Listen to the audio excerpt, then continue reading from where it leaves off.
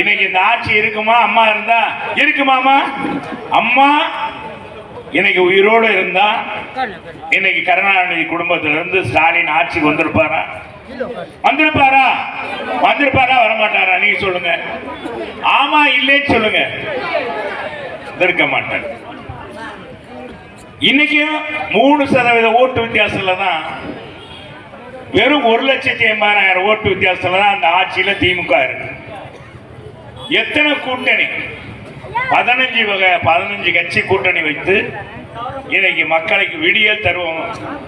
ஸ்டாலின் தான் வராரு, விடியல் தர போறாரு. எங்கேயாச்சும் அந்த பாட்டை போடுறாங்களா? இப்ப தேர்தலுக்கு முன்னால போட்டு நம்மளை மூளை செலவு பண்ணி, பெண்களை எல்லாம் மூளை செலவு பண்ணி, எல்லா பெண்களுக்கும் 1000 ரூபாய், குடும்ப அட்டைதாரர் எல்லாருக்கும் 1000 ரூபாய் அப்படின்னு சொல்லி நீங்களே என்ன நினைச்சிட்டீங்க?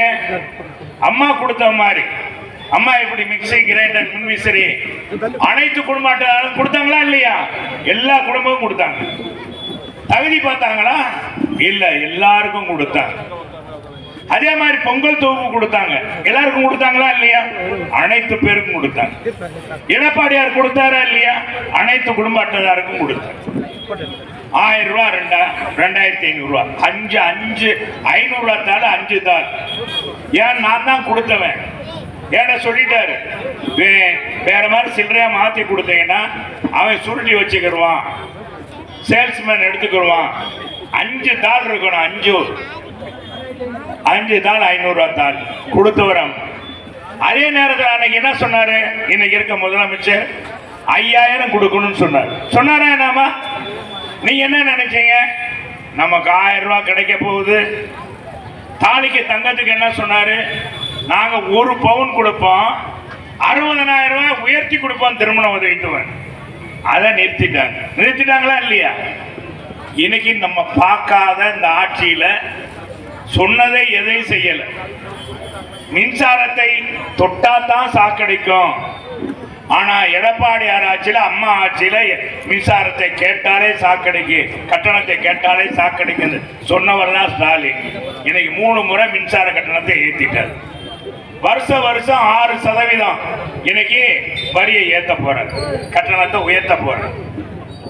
வீட்டு வரி நம்ம 10 வருஷமா நீங்க கட்டல. அதை இன்னைக்கு அவங்களே சொல்றாங்க. 10 வருஷம் நம்ம வீட்டு வரியை போடல, வந்து 100% வீட்டு வரியை போட்டாங்க. சரி, அதுக்கு தான் போட்டாங்களா? பால் கட்டணத்தை உயர்த்த மாட்டாங்கன்னா பால் கட்டணத்தை உயர்த்திட்டாங்க. உயர்த்தினாங்களா இல்லையாம்மா? அம்மா நான் சும்மா சொல்றேன்னா, உண்மை சொல்றேன்னா பொய் சொல்றேன்னா? ஒரு பக்கம் 1000 ரூபாய் கொடுத்தாங்க. அதுவும் பாதி பேருக்கு தான் கொடுத்துருக்காங்க. 1,05,000, 1,05,000 பேர், 1,15,000 பேருன்றாங்க. இன்னைக்கு பார்த்தீங்கன்னா விலைவாசி எவ்வளவு ஏறி இருக்கு. 1000 ரூபாய் பெருசா? எனக்கு ஐயா, ஒரு குடும்பத்துக்கு மாசம் 5000 ரூபாய் கூடுதல் செலவு இருக்கா இல்லையா? இருக்கா இல்லையாமா? கூடுதல் செலவு வருதா இல்லையா? நம்ம மாணவர்களுக்கு கொடுத்த மடிக்கணினி, பெண் பிள்ளைகள் திருமணத்துக்காக கொடுத்த 50,000 ரூபாய், 8 கிராம் தங்கம். இன்னைக்கு 1 பவுன் தங்கம் எவ்வளவு? 64,000 ரூபாய், 65,000 ரூபாய் விற்குதா என்ன? இன்னைக்கு அம்மா ஆட்சி இருந்தா, எடப்பாடியார் முதலமைச்சரா இருந்தா, ஒரு குடும்பத்துக்கு ஏறத்தாழ 1,30,000 ரூபாய் கிடைக்கும். 1,30,000. இன்னைக்கு நீங்க எவ்வளவு கொடுக்குறாங்க? 3 வருஷம் அந்த பொண்ணு படிச்சா தான் 36,000 ரூபாய். ஆனா இன்னைக்கு எவ்வளவு இழப்பு பாருங்க. அம்மா மினி கிளினிக் 2000 மினி கிளினிக் நம்ம கொடுத்திருந்தோம். எல்லா இடங்களையும் டாக்டர் இருந்தாங்க.